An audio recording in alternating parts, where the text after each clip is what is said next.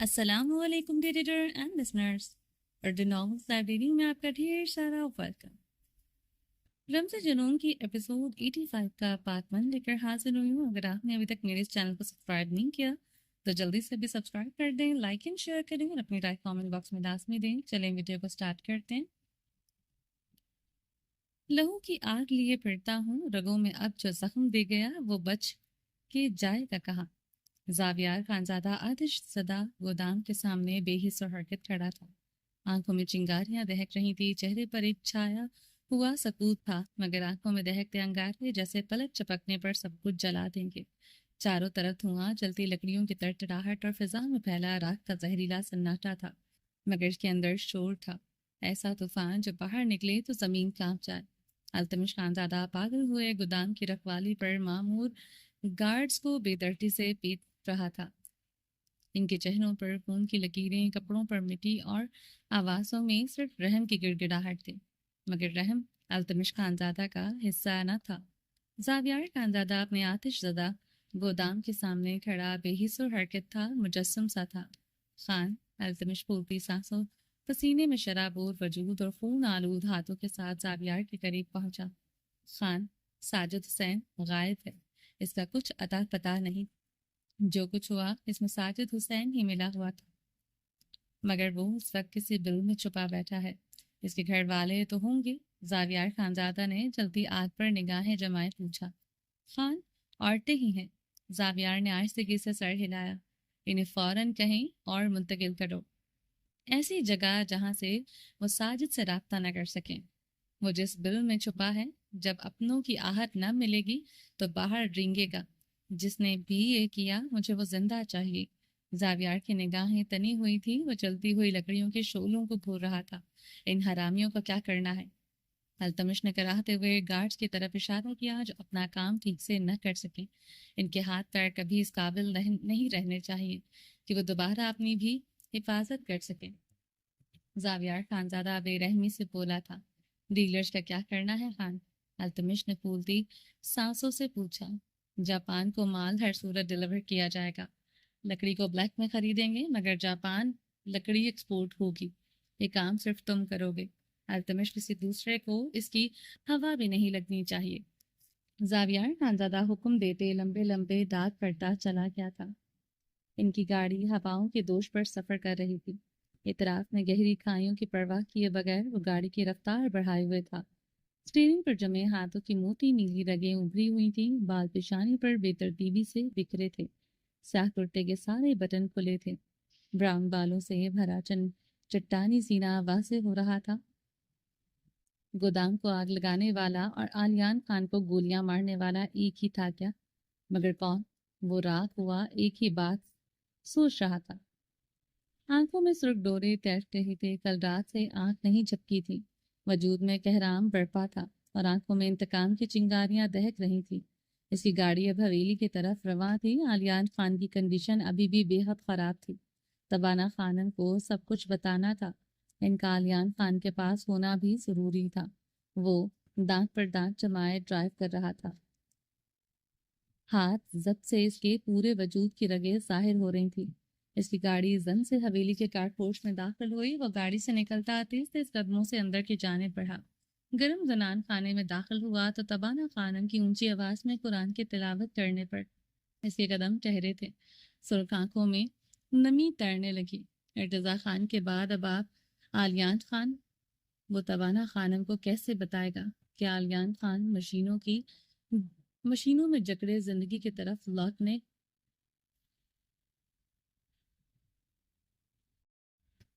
کی ناکام کوشش کر رہا ہے؟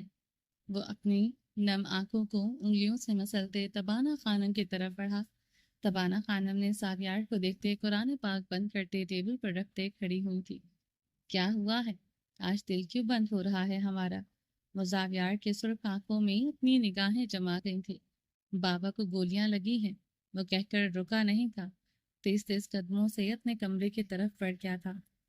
تبانہ خانم کی ماتمی چیخیں اس کے سماعتوں کو چیر رہی تھی، اپنی آنکھوں کو بازوں سے رگڑتے اس کے قدموں میں روانی آئی تھی۔ وہ کمرے میں داخل ہوتے سیدھا واش روم کی طرف بڑھ گیا، ٹھنڈے پانی کے نیچے کھڑا رہا، मगर सीने में भड़कती आग ठंडी न हुई।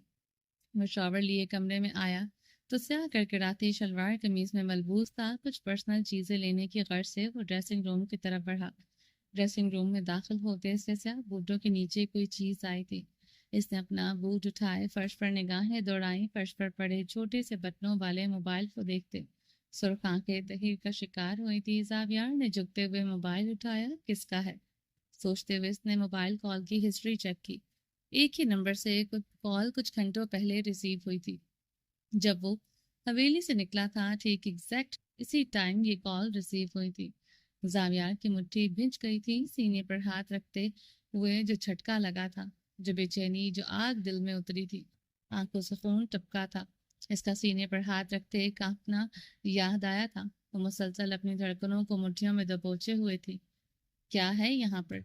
अपनी आवाज़ समातों में गूंजी थी। दिल में बहुत दर्द हो रहा है जावियार। मामा को देखा, धड़कनें खौफ से धड़क रही हैं। मुझे खुद में छुपा लो। वो कैसे इसके साथ लिपटी थी, इसकी जर्द रंगत याद आई थी। वो क्या छुपा रही थी अब समझ आई थी। मोबाइल मुट्ठी में दबाए तेज तेज कदमों से कमरे से निकलता किचन की तरफ बढ़ा था। आयश किचन में दाखिल होते ही इसकी गरज किचन के दरो दीवार को हिला गई थी। वहां खड़ी मुलाजमाएं कांप गई थी। खान, आयश बीबी आज सुबह से कमरे से नहीं निकली। ज़ैनब खातून आंखें बड़ी थी। जावियार खानजादा का वजूद आतिश शाम मादे की तरह फटा था। जब का दामन हाथ से छूट गया था। वो किचन में खड़ी गुलरे राना की तरफ बढ़ते से बालों से जकड़ गया था। गुलरे राना की दांत पर थर थर कांपने लगी थी। वहां खड़ी दो और मुलाजमों की रंगत भी फक हो चुकी थी। गरीब की भला क्या औकात, कुछ भी गुम जाए या कुछ भी हो जाए, हिसाब किताब तो मुलाजिम को देना पड़ता था। कहाँ है वो? जावियार खानजादा कमीज की जेब से पिस्टल निकालते गुलेराना की बिशानी पर रख गया था। तो कौन खान? गुलेराना के अल्फाज खौफ से हलक में घुटते थे।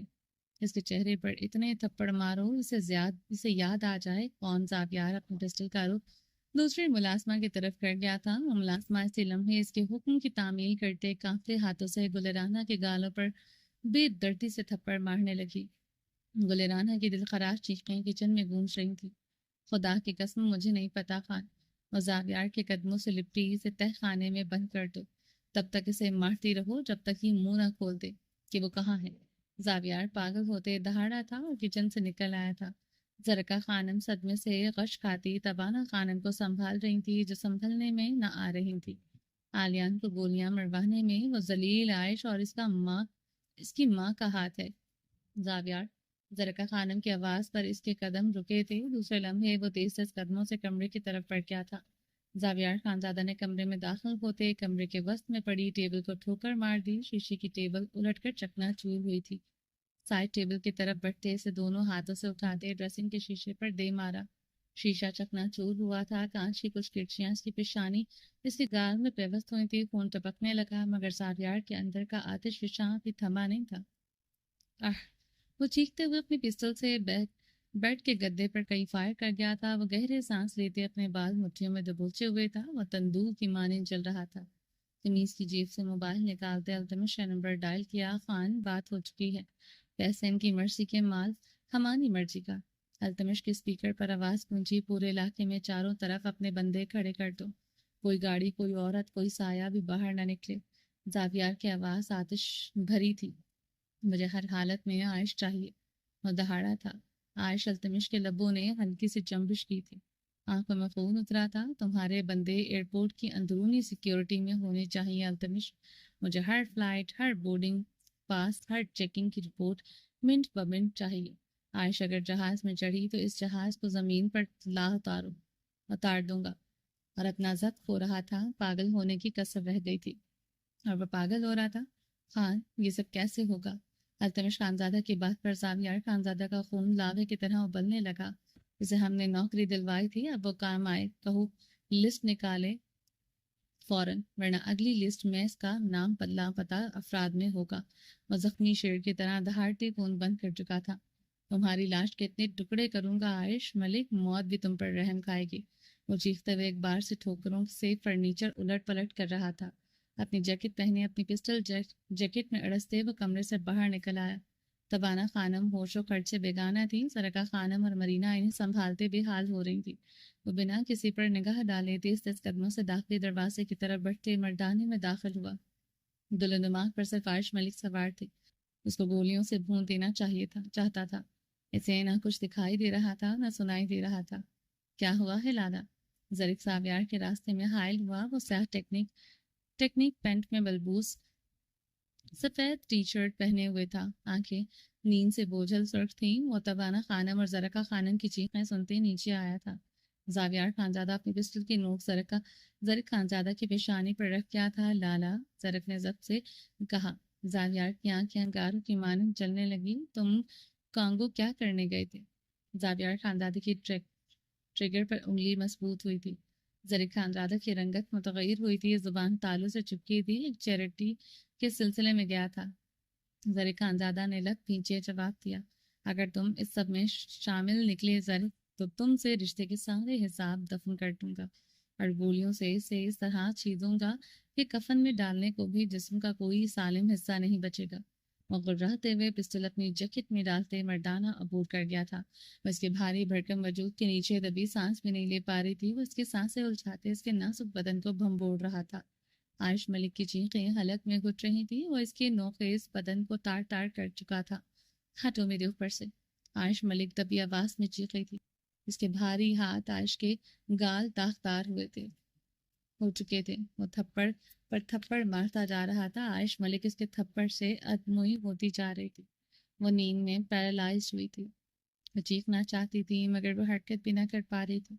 اس کا وجود پسینے سے نچڑ رہا تھا. وہ اس پر سوار تھا. وہ اسے خود سے ہٹانا چاہ رہی تھی مگر وہ اس کے نیچے سانس بھی نہیں لے پا رہی تھی. یکدم وہ ہذیانی ہوتے چیخ کر اٹھ بیٹھی تھی. عائش نے گہرے سانس لیتے کمرے میں نگاہیں دوڑائیں. کمرے کے گلاس ونڈو پر شام ایک بار پھر سے اتر آئی تھی. باہر ہنوز برف باری تھی. اس حویلی کا پچھلا حصہ برف سے سفید ہو چکا تھا. وہ کمبل خود سے اتارے تیزی سے کھڑکی کی طرف بڑھی. وہ اس وقت ملالہ کے دیے ہوئے سرخ پھولوں والے بے حد خوبصورت لانگ فراک میں ملبوس تھی. سنہری بال کھلے تھے. عائش ملک کھڑکی سے نظر آتے برف سے اٹے سفید پہاڑوں کو دیکھتے رونا شروع ہو چکی تھی. رات سے صبح اور صبح سے شام ہو چکی تھی. وہ ابھی تک ان پہاڑوں میں قید تھی. میری جان کیوں اٹھ گئی؟ نیند پوری کرتی سبرینا ملک کمرے میں داخل ہوئی تھی. عائش بے حس و حرکت اپنی آنکھیں برفیلے پہاڑوں پر جمائے ہوئی تھی. کھانا کھاؤ گی؟ سبرینا عائش ملک کے مقابل آئی تھی. بھوک نہیں ہے موم. اس کا لہجہ پھیکا ہوا تھا. عائش، حالت کیا ہو چکی ہے تمہاری؟ تم نے صبح سے بھی کھانا نہیں کھایا. عائش کے زرد رنگت پیڑی زدہ کپ کپاتے ہونٹ کمزور جسم سبرینا ملک کو بے حد اذیت دے رہا تھا. اس کی بیٹی ہی ایسی نہ تھی. سرخ گلاب کی طرح رنگت تمکتی تھی. جسم اچھا خاصا بھرا ہوا تھا. اب وہ کمزور ہو چکی تھی. رنگت میں زردی کے علاوہ کوئی رنگ نہ تھا. نیلی آنکھوں کی چمک بھی مانند پڑ گئی تھی. مام، مجھے بھوک نہیں لگتی اور جو نعمتیں میرے سامنے رکھی گئیں میری زبان کب سے ان کے ذائقے سے ناآشنا ہو چکی ہیں. سبرینا ملک کے دل میں خنجر کی نوک چبھی تھی. عائش ملک کی باتیں سمجھ نہیں آتی تھی اور وہ سمجھ کر بھی سمجھنا نہیں چاہتی تھی. زخمی فگار دل مزید فگار ہونے لگتا تھا. وہ آگے سے کوئی سوال پوچھنے کی ہمت نہ کر پاتی. کیا پتہ عائش ایسا کیا بتا دے جو وہ سہن نہ کر سکیں. مام، مجھے یہاں سے لے چلو. اس سے پہلے وہ پہنچ جائے. وہ سبرینا ملک کے ہاتھ تھامے گڑگڑانے لگی. آنکھوں سے سیل رواں بہتے اس کے زرد آرس کو بھگو رہا تھا. وہ تم سے اب نہیں پہنچ سکے گا. ٹرسٹ کرو عائش. کیسے ماں، کیسے کہہ سکتی ہیں آپ؟ ہم ابھی تک اس کے علاقے میں ان سفید پہاڑوں میں ہیں. باہر برف کا طوفان ہے. بتائیں کیسے ہوگا یہ سب؟ ایئرپورٹ کے راستے میں اس کے آدمی ہوں گے مام. آپ کو کیوں سمجھ نہیں آ رہا؟ عائش شدت سے رو دی تھی. عائش، ایک بار ہم کلام سے نکل پڑیں آگے ہمیں سیکیورٹی مل جائے گی اور وہ کچھ نہیں کر سکے گا. سبرینا ملک نے ملائمت سے کہتے اس کے ہاتھ چومے. اس سے کیا ہوگا؟ اس کے آدمی بھی ہوں گے وہاں. وہ اسی سیکیورٹی کے بیچ مجھ پر گولی چلائے گا مام. اسے کسی کی پرواہ نہیں ہوگی. اگر اس کی جان بھی چلی گئی وہ پرواہ نہیں کرے گا. وہ مجھے مار دے گا. اس بار میری سزا صرف موت ہے. وہ مجھے موت دے گا. میں جانتی ہوں اسے. وہ غیرت کے نام پر مجھے مار دے گا.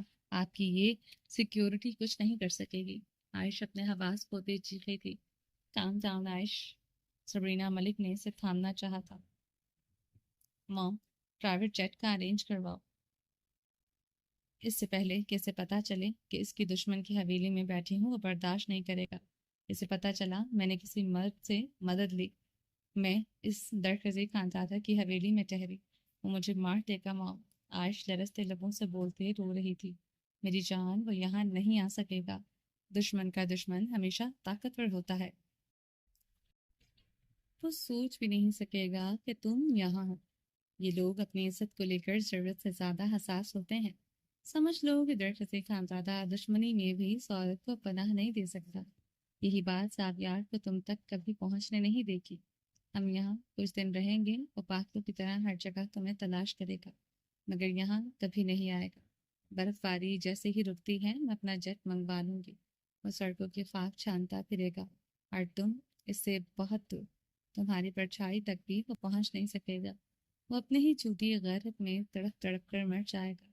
सबरीना मलिक की आवाज़ जज्बात से आ रही थी, आरी सर्द थी। जावियार की बर्बादी अब इसकी तमन्ना थी। आप सच कह रही हैं माँ, वो अब कभी मुझ तक नहीं पहुंच पाएगा। आयश। सबरीना मलिक से लिपटी लबों से सिसकियां बुलंद हुई थी। तुम्हें लगता है वो तुम्हारी सांसें छीन लेगा? सबरीना ने आयश की आंखों में आंखें डाली। आयश ने इस बात में गर्दन हिलाई। तो सुनो आयश, मर्द बिफर सकता है, टूट सकता है, जला सकता है, मार सकता है, मगर वो औरत की बिछाई बिसात पर एक चाल से ज्यादा कुछ नहीं। ये पहाड़, ये बर्फ, ये दुश्मन की ये हवेली सब तुम्हारी ढाल है। मैंने यहाँ पनाह बहुत सोच समझ कर ली है। दरखसी खानजादा अब अपनी जान पर भी खेल कर हमें यहाँ से निकालेगा, क्योंकि मामला ज़्यादा जावियार की गैरत और दरखसी खानजादा की ज़ुबान पर आ गई है। शबरीना का लहजा मजबूत था, आंखें बिजली की मानी चमक रही थी। आयश ये सब सुनते ही रोती जा रही थी। जावियार अगर पागल हो चुका है, ठीक है, हम इसे पागल ही रखेंगे। जिस दिन बर्फ रुकेगी इसी दिन वो तुम्हारी नाम सड़कों पर चिल्लाते थक जाएगा और तुम इससे हजारों फुट बुलंदी पर होगे। सबरीना मलिक जहरखन मुस्कुराए। और जो अपनी माँ बेटी की ढाल बन जाए, इस तक ना कोई गोली पहुंचती है ना नाम निहात गैरत। वो आयश की नीली आंखों में देखने लगी। You really think he won't find me मामा? आयश की आवाज भरा गई थी, लहजे में बेयकीनी थी। Then I try to trust you one last time. आयश अपने आंसू साफ करते बेड की तरफ बढ़ते कंबल खुद पर लपेट गई। वो साइड लैंप ऑफ किए कंबल में गुरूब हो गई थी। कमरे में खूब अंधेरा छाया। सबरीना मलिक अंधेरे में खड़ी गन सी खुद पर जब्त कर रही थी। तुम्हारा इन लोगों को पनाह देना सरासर गलत फैसला है। डरखज़ी लिलमा खानम की बात पर डरखज़ी की पेशानी पर शिकने नमूदार हुई थी। वो सोफे पर सीधे होकर बैठा था, नजरें लिलमा खानम पर जमाए हुए था। लहजे में ठंडक थी। मेरी मूरी ने सिखाया था, दर पर आई औरत को वापस नहीं लौटाते, नफा नुकसान बाद में तोला जाता है। डरखज़ी खानजादा ने सर उठाकर लिलमा खानम की तरफ देखा। तुम्हारी मूरी ने कितने दिन तुम्हारी तरबियत की, जब तरबियत करने की बारी आई वो मर गई थी। लिलमा खानम के लहजे में जहर था। अगर मूरी की तरबियत अधूरी थी तो आपकी परवरिश भी मुकम्मल न थी। वही तरबियत छलकती है बहरमंद की हर एक जिद में। दरखज़ी खानजादा के जवाब पर लिलमा खानम का रंग अहानत से सुर्ख हुआ। ये सिलाह मिलेगा अब हमें, तुम्हारी हिफाजत जान से बढ़कर थी। बहरमंद से ज्यादा तुम्हें मान दिया, तुम ये सिला देगा अब हमें, हमें ताने देगा? लिलमा खानम ने सर झटकते तंज़िया अंदाज में कहा। किससे हिफाजत की मेरी? बताएं मुझे, किस लिए मुझे खुद से दूर किया था? कौन था जिसने हमारी हवेली पर हमला किया था? बाबा मूरे परी का एक्सीडेंट हुआ था या कत्ल? कुछ पता है तो बताएं मुझे। रफीजी खानजादा ने आईब्रो झुकाते जब्त से सवाल किए। आंखों में सुर्खियां ठहरी थी। इसी असना में अनाया ब्लू रंग के गर्म सिल्वर चदा ड्रेस में मलबूस सनान खाने में दाखिल हुई थी। ब्लू ही शॉल एक कंधे पर लहरा रही थी। बाल जूड़े में बेतरतीबी से लपेटे हुए थे, बिना किसी आरइश और मेकअप के थी। चेहरे पर बला की संजीदगी थी। दरखसी खानजादा ने सीधे होते इसे अपने पास जगह दी थी। वो दरखसी के बराबर बैठने की बजाय दूसरे सोफे पर जा बैठी। दरखसी ने सिर्फ एक लम्हे को नजरें इस पर डाली, फिर खुद को संभाल कर दोबारा लिलमा खानम की तरफ मुड़ा, जो हमेशा की तरह इसके सवालों पर खामोश थी। تم پچھتاؤ گے یہ سب کر کے درخت، تم کبیر خان کے بیٹے ہو، اس کا خون ہے تمہارے اندر، مگر جن عورتوں کو تم نے پناہ دی ہے وہ تمہاری طرح نہیں سوچتے۔ وہ لڑکی زاویار کے نکاح میں ہے۔ زاویار کو جب پتہ چلا وہ تمہارے پاس ہے یا پھر تم نے اس کا ادھر سے جانے میں مدد کی، گولیاں نہیں چلیں گی بلکہ بات عورتوں تک آ جائے گی۔ بھولو مت تمہارے نام پر دو دو عزتیں ہیں۔ للما خانم کی بات پر عنایہ کے چہرے پر تلخ مسکراہٹ اور کرد چھایا تھا۔ کوئی اور بھی اس مرد کی عزت سے پہچانا جائے، اس سے بڑھ کر اور کیا درد ہو سکتا تھا؟ میری عزت کو کوئی چھو بھی نہیں سکتا۔ میں درخزے کبیر خان ہوں، اپنی عزت کی طرف ایک نگاہ ڈالنے والوں کی آنکھوں میں گولیاں مار سکتا ہوں۔ درخزے خاندادہ تیش و عالم سے گراہتے ہوئے کھڑا ہوا تھا۔ ملالہ خان قہوے کی پیالیوں والی ٹرے لیے زنان خانے میں داخل ہوئی تھی۔ ملالہ، مہمانوں کو کسی قسم کی تکلیف نہیں پہنچنی چاہیے۔ خانم بی کی کوئی تنگ نظر سوچ کوئی کڑوا جملہ ان تک نہ پہنچے۔ اور شانوں پر شال چٹکتے بھاری قدموں سے زنان خانہ عبور کر گیا تھا۔ یہ کیسا زخم ہے جو لہو نہیں دیتا، یہ کیسی آگ ہے جو جلا کے بھی نہیں بجھتی۔ زاویار خانزادہ کی گاڑی سڑک پر تیزی سے دوڑ رہی تھی۔ رات کی تاریخ اور برفیلی تھی۔ وہ بے ترتیب بادلوں، کھلے بٹنوں، سرخ آنکھوں کے ساتھ گاڑی ڈرائیو کر رہا تھا۔ سوجی ہوئی آنکھیں کسی زخمی درندے کی نشانی تھی۔ سرد ہوائیں اس کے وجود کو کاٹ رہی تھیں، مگر اس کا اندر تو پہلے ہی شعلہ بن چکا تھا۔ اس کے آدمی چاروں طرف پھیل چکے تھے، یہاں تک کہ وہ درخزی خانزادہ کے علاقے میں ساتھ گاڑی ڈرائیو کر رہا تھا۔ سوجی ہوئی آنکھیں کسی زخمی درندے کی نشانی تھی۔ سرد ہوائیں اس کے وجود کو کاٹ رہی تھیں، مگر اس کا اندر تو پہلے ہی شعلہ بن چکا تھا۔ اس کے آدمی چاروں طرف پھیل چکے تھے، یہاں تک کہ وہ درخزی خانزادہ کے علاقے میں زندگی، جاپان کو سپلائی، کروڑوں کا ایڈوانس، وہ سب کچھ بھول چکا تھا۔ لبوں اور دل و دماغ پر ایک ہی نام تھا، وہ تھا عائش ملک۔ عائش ملک اسے ہر حال میں زندہ چاہیے تھی، جس کو وہ اپنے ہاتھوں سے مٹی تلے سلانا چاہتا تھا۔ عائش ملک، وہ دیوانہ وار چیخا تھا اور کھڑکی سے باہر ہاتھ نکال کر آسمان کی طرف فائر کر دیے۔ اسے اس چیز کی حویلی سے نکلے دوسری رات تھی۔ وہ کسی زخمی درندے کے مانند بلبلا رہا تھا جو عورت غنی کے طور پر اس کے نکاح میں آئی۔ وہ کبھی اس کی پناہوں سے دور چلی جائے گی، یوں بھاگ جائے گی، یہ کبھی وہ سوچ بھی نہیں سکتا تھا۔ عائش ملک تو ایک بے جان گڑیا، ایک دل بہلانے کا سامان تھے، جس کا وجود اپنے بھائی کا کیا چکانے کے لیے اسے سونپا گیا تھا۔ ہر پل ہر لمحہ وہ کیسے اس کے حصار سے چلی تھی، کیسے ہمت کی۔ وہ سوچ سوچ کر پاگل ہو رہا تھا۔ اس کی گاڑی کی کھڑکیوں سے برف اندر گھس رہی تھی، مگر اس کی سانسیں دہک رہی تھی۔ وہ زخمی پاگل شیر کی مانند تھا، وہ کسی بارود کی طرح دہک رہا تھا۔ وہ اس کے نکاح میں ہوتے ہوئے بھاگ گئی، وہ میری حویلی سے نکل گئی، زندہ نکل گئی۔ میری غیرت کو تروند کر وہ سڑک پر پاگلوں کی طرح گاڑی دوڑاتا اپنے ہی سوالوں میں چل رہا تھا۔ بارود ہی بارود، آگ ہی آگ تھی جس میں وہ چل رہا تھا۔ کیا علیان خان کو گولیاں سبرینا ملک نے مروائیں؟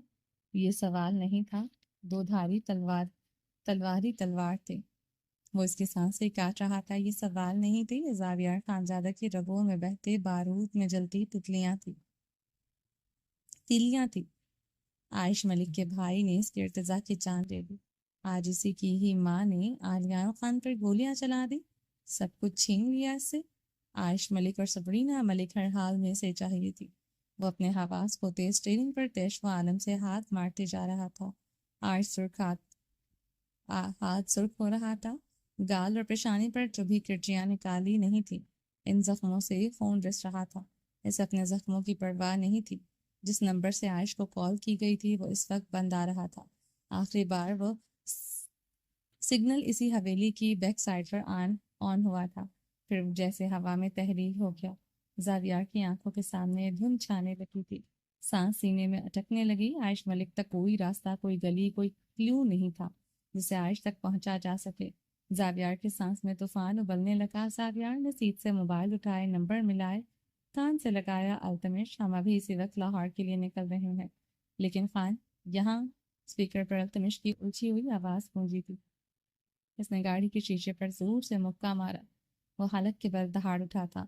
ہر چپا، ہر کونا، ہر سایہ آدمیوں سے بھر تو التمش، ایک لمحہ، ایک جھول بھی نہیں ہونا چاہیے۔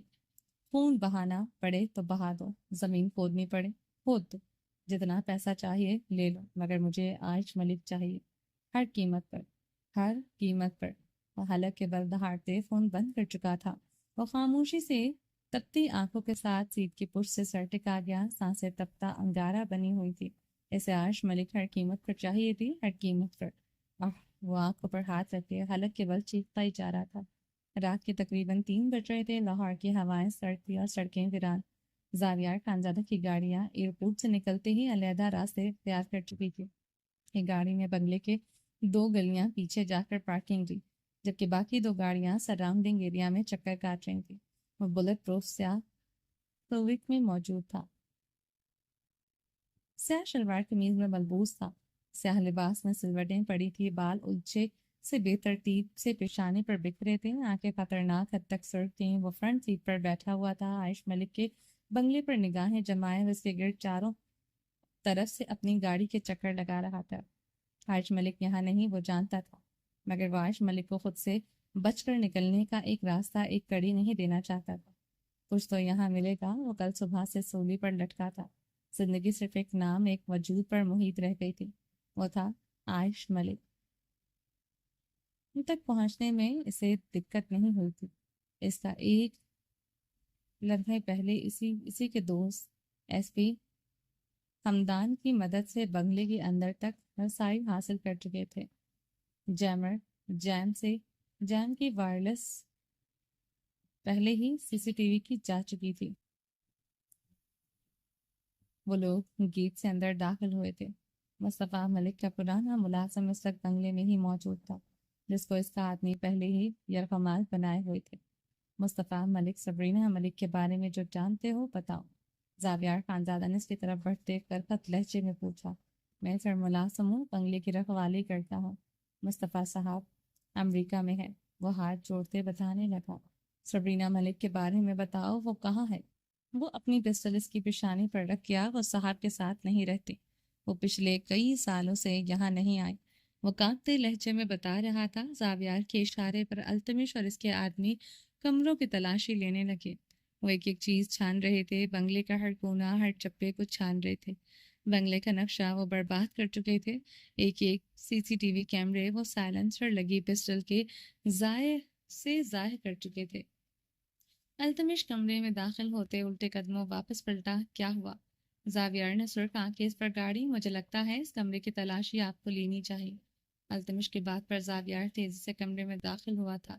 کمرے میں داخل ہوتے ہی زاویار کی رنگت آگ کی طرح سرخ ہوئی تھی، پورا وجود پھانپڑوں کی زد میں آیا تھا۔ کمرے کی دیواریں عائش کے پوسٹروں سے سجی تھیں، ٹخنوں سے بھی اونچی جینز پر بے حد شارٹ شرٹس پہنے ہوئے۔ ہر پوسٹر ایسا ہی تھا، کچھ پوسٹرز میں سے اس کی باریک شرٹ سے اس کا جسم بھی واضح ہو رہا تھا۔ زاویار کی مٹھیاں بھیج گئیں، لہو میں شرارے دوڑنے لگے۔ وہ یہ پوسٹرز دیکھتے اپنے بال مٹھیوں میں جکڑے چیخا تھا۔